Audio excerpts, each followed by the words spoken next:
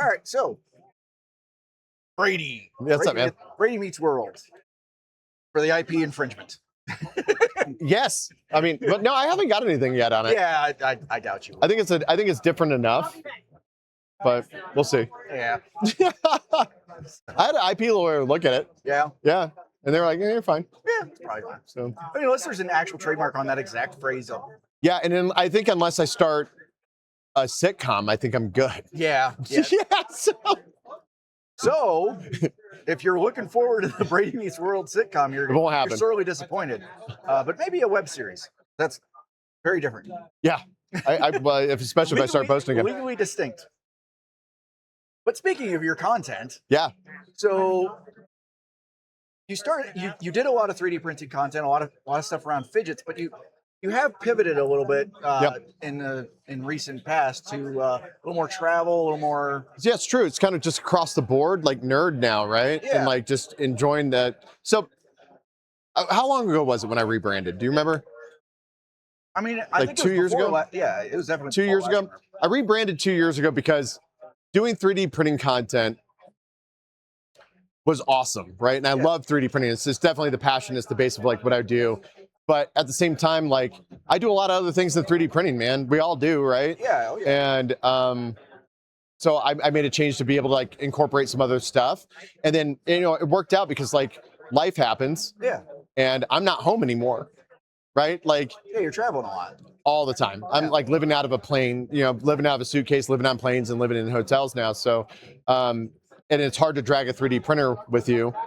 And to be truthful, I don't have the $1,200 it costs for one of those travel 3D printers, man, right? Or the patience to build a positron. True, right? And we've talked about this before. Yeah. And I'm like, I need to get one, but it's easier for me to just box up my my A1 Mini, right, and ship it to my office in Denver, or not Denver, into Dallas, and then I travel back and forth so much. So, so it's nice. I can still 3D print. I've still been 3D printing. I mean, a lot. But it's just I don't have time to do all the content. So when I'm walking through an airport, I can do a content real quick. If I'm walking through a theme park, I can do content real quick and stuff like that. So yeah, dragging one of the youngins around. Yeah, correct. Oh yeah, for 24 hours at Universal. That was a crazy. Bro, that was nuts. Like I think what I did yesterday was probably in the same level of nuts, but like I just wanted to prove. Yeah, like for the people that didn't see that, what did you do yesterday? So it started Wednesday night. I was at my daughter's choir concert. I was at Kaya's choir concert, because I'm sure she'll see this. And like when your kid does so much, does so much in school, like you stop caring about the other kids that are there. No offense to Fountain, Fort Carson, but I was there to watch my daughter. She was going on last, so I was kind of fiddling around on my phone, and I text Bensky, and I was like, he's like best buddy of mine, and I was like, hey man, like, when are you heading out, and what time are you and Liz driving out? And he said he was driving by himself, and I was like, that's a long drive from Salt Lake. So I just hopped on. I hopped on Google real quick, and I found a flight, and it was $15. Oh wow! Right, it's $15. You can't beat that. Right. So this is like Wednesday night at like 7, 8 o'clock.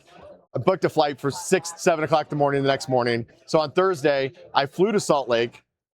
Right, Bensky picked me up. I went and met Bensky's entire family because him and I have been so close, but we haven't like really met families and stuff like that. His daughter's a pistol, by the way. I love her to death. She was like the master of Matt Brady. She was a master of Brady while I was in that house. And then we hopped on the road. We drove back to DIA, or to DEN now. We drove back to Denver International. I got my car, and then we drove here. Wow. So yeah, and it was about 12 hours in total. that is crazy. Yeah, it was wild. No, lot of no sleep. Yeah, for sure. Yeah. So Bensky, because he was just in here just talking about all this stuff, but I'm sorry for everybody who had to watch that. Yeah. So for somebody who wants to hear from it, maybe from a more sane individual.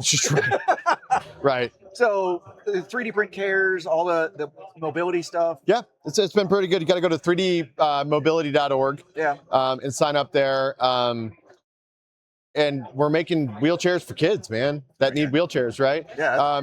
The story behind it is that if a kid needs a wheelchair, if they need a wheelchair, they have to go to like a physical therapy place or like a hospital, and they plop the kid down, first time ever in a wheelchair, and they have to go forward, backwards, 360 turn, and 360 turn, or the insurance won't qualify them for a wheelchair. That's ridiculous.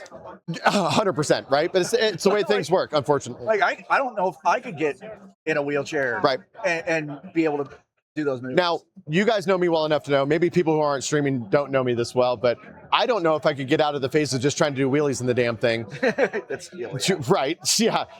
But so it's a super unfair system, right? Yeah. And so we worked with Make Good out of Louisiana, and Noam there. Yeah. And we and he had this wheelchair that you could fully 3D print, and I mean fully 3D print, except for an axle and a couple caster wheels, right? Yeah. And there was like no rollout plan on those, right? And we have this like huge, anybody that's ever worked with 3D print cares, right? It's like this like, we were sending truckloads of toys to kids, right? And stuff like that. So in the end, basically the way it worked out is that they needed some help more on the awareness side of it and the organization side of it. And there's plenty of printers that are willing to dedicate print time to it. 100%. But it's coordinating like, hey, what materials, when, and who, and how do you get that to the person in need, right? And how do you do it safely too, right? Well, like that's the big thing for both parties, right? Is how do you, number one, how do we make sure that it's we're not sending we don't want to turn this into an icky individual Facebook marketplace, right? Transaction, exactly, right? So you're gonna make me at the hotel room, right? So that's where 3dprintmobility.org came down from. Beach Street, right, dude? Yeah, or just like, how do you keep somebody from going there with a wheelchair and going, now you owe me $200 or $300, right? Like, not even the safety aspect, just from the icky aspect, right? Yeah. So we helped make good really kind of get behind that stuff and like how to figure it out. And the other thing too is how do you also make sure that the 3D prints are good? Yeah. Right? Like there has to be a standard. Right. Like and no every 3D printer can print these wheelchairs, right? Yeah. Down to like an Ender 3 can. Yeah. But the problem though is that if you have an Ender 3 or like let's think of like what was it? Like an Anycuba Max, right? Back in the day. We have to make sure that it's still printing at the quality that we need it to be structurally safe for the child that's going to be using it. And that the person printing it understands that the settings are chosen for very specific reasons. Sure. Yeah. Right. 100%. The parts are engineered from the CAD the infill, the walls, like everything is specifically made for that. Yeah. And then it's as nice as some filaments look. Sometimes the looks are at the detriment to the right. color. Yeah, you can't make wheels out of rainbow. Yeah, it just doesn't work, right? So like we'd love to, but the material science is and there's certain. there. Let me qualify this. There's certain rainbows that you can use, but it's few and far between. It's not what you're getting from Amazon for $8 a roll. It's going through the process, making sure that they know this. Right. What is okay, what is not. Yeah, and what you can edit and what you can't edit, right? And like we're right next to a masterful printer, which is Juan makes, right? Yeah. But there's certain. Like if I'm using PETG, there's certain paints I can't use on PETG because it will start to melt the surface, right? And it'll make it structurally unsafe. So it's a lot of that stuff, And so we partnered with them to take care of all of that stuff. And then the first evolution was, in order for me to get one caster wheel, right? Yeah. I had to order 10. Right? Yeah. And that's just, it's horrible, right? Like, so if I'm trying to... Yeah, we've all had a project where there's a bill of materials. And the minimum order quantity is like, well, unless I'm building a dozen of these, it doesn't make sense. Yeah, I look at and even if Raspberry Pis from 2 years ago. Something cheap like screws. It's like, well, if this weird size is only ever used in this one project... Right. But if you can get together with people. So that was a fun thing. So basically what we did was we then worked back with Make Good and the manufacturers of the parts that we needed and filament companies. And right now, if you go to 3dmobility.org and you're in a spot that is in a place that needs a mobility trainer or a wheelchair for a kid, it's $100. You get all the filament and the items to do it for $100. Yeah. And there's not extras where you're like, I got to put this in my junk drawer, right next to all my hot sauce packets from Taco Bell. And the great thing is for $100, I mean, like, even at my most broke state that I've ever been, right, I could scrounge in a year $100 to be able to give a kid ability to be able to be self-sufficient and mobile, dude. Yeah. right? Like, and 100%. I printed it myself. It's an easy print. Yeah. A lot of supports. So I will tell you, if you guys go do a mobility trainer, make sure that you have good pliers, because my fingers were just raw getting off all those supports, right? So make sure that you have those. But other than that, though, it's great. And then working with Steffi Makes, you guys doing an interview with her at some point? If not, request Steffi Makes. She's like one of the greatest. I love Steffi Makes. Every time she gets nearby, she's ducking to see if she's on camera or not. So yeah, maybe I can talk to her. Because I will tell you, she is like my 3D printing wife. I am actually married, and I'm very happily married to my wife Shannon. But she is like my 3D print wife. I love Steffi Makes. She's amazing. But she's actually heading up some other things that we're going to be doing with 3D print cares, and you'll see. And it's going to be a little easier to get involved than the wheelchair, the mobility trainer. Something smaller. Yeah, exactly. A little less critical too, right? Yeah. And so we got some things like that coming. But I will tell you, and I'm going to leave this for Print Tack at Dark, right? You guys can clip this. Is that I've gotten so busy that I am kind of I'm still going to be part of it, but I'm going to be handing the reins off to Bensky and Steffi and all of them in Asylum. I started it, but I'm just run out of time. Yeah. When going back to starting it, like, clearly it's a passion project of yours, and like so many things, it can kind of, when it grows to be what you want it to be, it's gotten bigger than me. Exactly. 100%. But where did that start from? What inspired you to start the whole thing? So, if you're new to 3D printing, you wouldn't know this, right? But like people back in the 3D printing days when it started social media, it was a dark place, man. 3D printing, it was a dark place. It was, I started a program called What I Learned About 3D Printing, right? And I was getting threats all the time. I was getting doxxed all the time.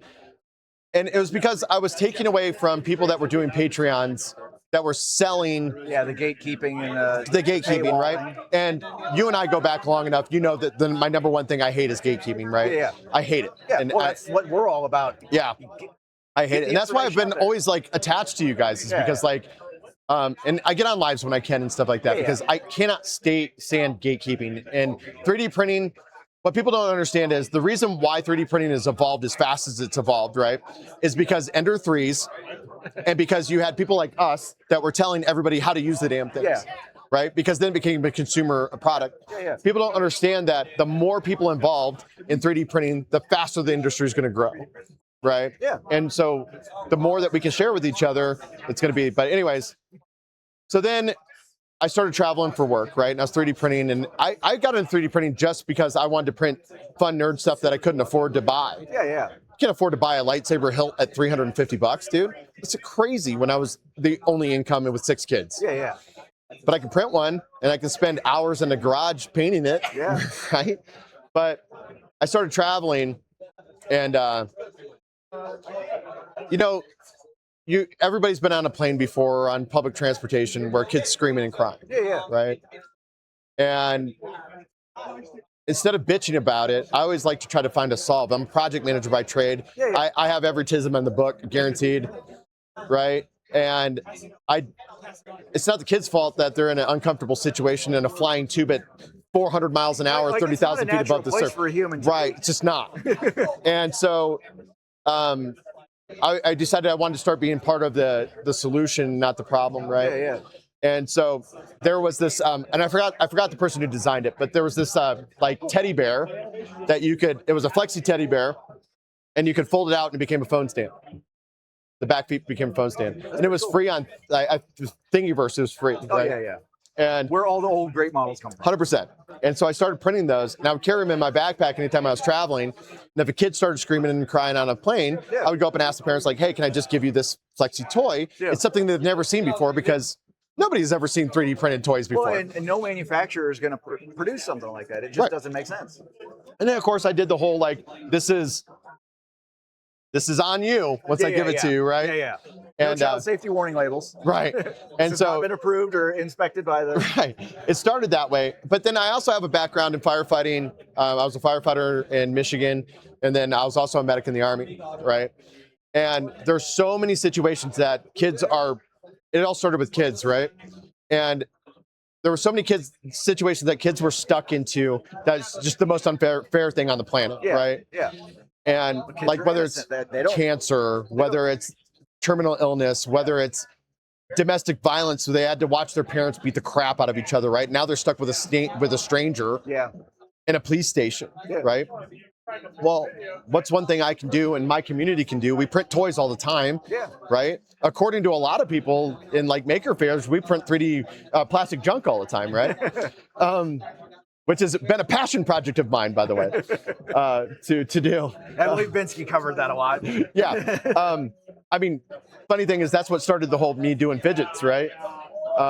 But anyways, I figured as a group of us, we could print off one build plate, suck up the shipping for it, ship it to a police station or ship it to an orphanage, right? And they have these toys that nobody else, that people are paying at the time. Let's think about this, right? At the time, when did I start 3D print cares? Like 4 years ago? Yeah. Like 4 years ago, people were paying $50, $60 for a dragon, a flexi dragon. Yeah. Right? And we're just sending them to orphanages for free, right? And what was so cool about it is that we started this flash mobbing just like an orphanage or like a place that needed toys, right? Yeah. And then it grew, and then we got to Chase. Was it Chase? What was his name? The kid with cancer that wanted toys for his friends. Yeah. And then we did that. And then we realized it was out of control. Yeah. Because all of a sudden you're inundating them. It's like maybe a little organization to this. Might behoove. And that's when it got bigger than me. And I had to bring in like Bensky, and like I had to bring in like Steffi Makes, and I had to bring in Asylum and you guys and everybody else like that, because we sent a U-Haul truck to a cancer hospital or to a children's hospital. Holy crap. It was full of toys. Which again is awesome, but it's one of those, if people are not expecting it, if the facilities are not expecting, if the parents aren't expecting it, all of a sudden it could be a little bit much. Yeah. And so the second campaign we did was great because we sent exactly what they needed, right? And then we did another one, we sent exactly what they needed, and then but that's where it came from, was that I'm still a kid at heart, man. Right? I printed a wall. The last big thing I printed was a Wall-E, right? I'm covered in Disney tattoos and stuff like that, and I just a lot of your trips that you're doing on nowadays. I'm a kid, right? And I see kids stuck in unfortunate situations that if I can, and it's the same thing with my content, always has been. And I've never made it shy to say it, is that if I can make one person smile, I mean, it was worth doing. It was all worth doing it. You know, not chasing, this video only got 30,000 likes. Don't care. Oh no, look, I got 5 likes. Yeah. That made some people smile. Yeah, absolutely. That's what unfortunately that's what content creation started as, and it grew to just only caring about likes. It's got to be the most clickbaity stuff, because all it matters is that those metrics. And it's sad, right? And like anything, it brings the good and the bad, right? Like, here's the thing is that, like, for me, we're veterans, right? Yeah. And I'm sorry if I outed that if you weren't public about it. But we're veterans, right? And I don't know about you, but I've definitely one down there too. Yeah, I know. Trust me, I know. Right? I'm just surrounded by them. Right? You guys took Buddy away. Golly. Anyway, I've struggled after getting out with times that I didn't feel that I wanted to be here anymore. Yeah. Right? Oh yeah. And one thing about my content and even 3D Print Cares was I found it so true when somebody said, this could have been prevented if somebody would have just smiled at them and waved. Yeah. Right? Oh, yeah. It's getting me choked up after talking about little this. acts of kindness go much further than people realize. And so if I can make a video and it makes one person smile and it makes one person feel important, or it just takes away the pain for the day. Just for 5 minutes. Right? For me being a dork. Make a huge difference. Even if it's for 30 seconds, I don't care, right? Or if they just go, I like that guy, right? I hope he does something funny tomorrow. Yeah. Dude, I'm telling you right now, that like makes everything worth it. That hope for tomorrow is sometimes something. 100%. And I've always been there with that, right? Yeah. And so it's the same thing for kids, is that 3D Print Cares. If I can take away the pain by giving them a flexi dragon that cost me 30 cents to make, right? Yeah. And I didn't make a Star Wars helmet today. I mean, Yeah. dude, give me one story of that, and I will dedicate printers to it all day long. Yeah. Right. And so anybody I partner with, I make sure that they support that stuff and they support philanthropy. And anybody I'm friends with, you'll see all my crazy ass friends. You guys are all like, let's give it away for free, man. Let's make everybody happy. That's so how I hooked Buddy. She came the first year she came to RMRRF and sat at my table, and I just had a maker table. I didn't have this big space. But I was just sitting there running my printers, and every time a kid came up, what do you want? What do you want on the table? Like, I'm not here to sell stuff. Just take, like, that's how you make new makers. That's how you make new people. Like, last year I blew through my fund budget buying Juan Makes helmets and giving them out to kids last year, if you remember that. Yeah. I'm like, do you want a helmet? Okay, here you go. Right? But it's just one of those things of like, 3D printing has so... And like, here's the thing, and I'm going to be controversial when I say this, and sorry if you guys have to clip this, but like, for all the people that are gatekeeping 3D printing, and for all the people that won't let people into their group, and I struggled with it, and I'm like, I've been printing longer than all of you, right? I've been printing since like the days of you having to build your own printer, right? For all of those people that are doing that, and all these people that have 3D printing groups on like TikTok or Facebook and stuff like that, and you don't let somebody in because maybe they bought a printer that isn't like a brand new Bamboo Lab $2,000 printer, or isn't the brand new whatever, and they're asking the same question that you've answered 100 times, right? Then answer it 101, damn it. Or here's the thing, that's why I don't associate with you then at that point. Right? If you wonder why I don't join your live or something like that, I don't tag you in videos, it's because I've seen you treat somebody new to this industry, into this hobby, into this career. I've seen you treat him bad, and I don't want to have anything to do with you. Yeah, like as fun as it is to show off and play with, $1,000, $2,000, $3,000, $5,000 printers. Like, sure, that's super fun, but if all you could do is find that old beat up Ender for $20 on Facebook Marketplace, welcome to the club. Yeah, we'll show you how to get it working. Let's figure out how to get you some filament. Like, who cares? Spend your money on filament. Right. Don't spend it on all the fancy printers. And spend your time on being part of the community and just loving people, right? Like, it's always funny to me. I tell this to everybody, is that I'll always, after these events, right? Always after these events, get at least 50 messages of people going, I saw you at RMRRF. I didn't want to bother you. Come bother me. Yeah. Come give me a hug. That's why we're here. Come give me a hug. I need to be resistant to whatever flu thing we got going on in the fall. So come hug me, get me all droomy, right? So I can get over it now, right? But no, but seriously, I promise you, and hopefully you can attest to this because you know me outside of here, right? Yeah. I'm a pretty approachable person, I think, right? Yeah. You could be a bit intense, but it's intense out of love. Yeah, no, I am. I'm like a golden retriever, right? Like, I go until I fall asleep. Yeah. All right, so what's new on that? What else? What do you got? I was like, speaking of going until you fall asleep, we probably are out of time. But no. No, one more question. Let's go. Do we have anything in here? Touch ID or enter passcode. Let's go here. 1, 2, 8, 0. It's 1, 2, 3, 4, 5, 6. Probably. That's what it is. Now we're gonna have to change it again. Luggage. Now we're gonna have to change it again. It's okay. I haven't been following this script anyway. I know. I'll give it back maybe. You're gonna have to fight him for it. Yeah. It's Perry the Platypus. I'm like the Disney. I'm wearing a Disney shirt. Fine, I'll take the dragon back. I'm only not wearing a Disney shirt because I'm wearing a Print Talk After Dark. Oh, it's true.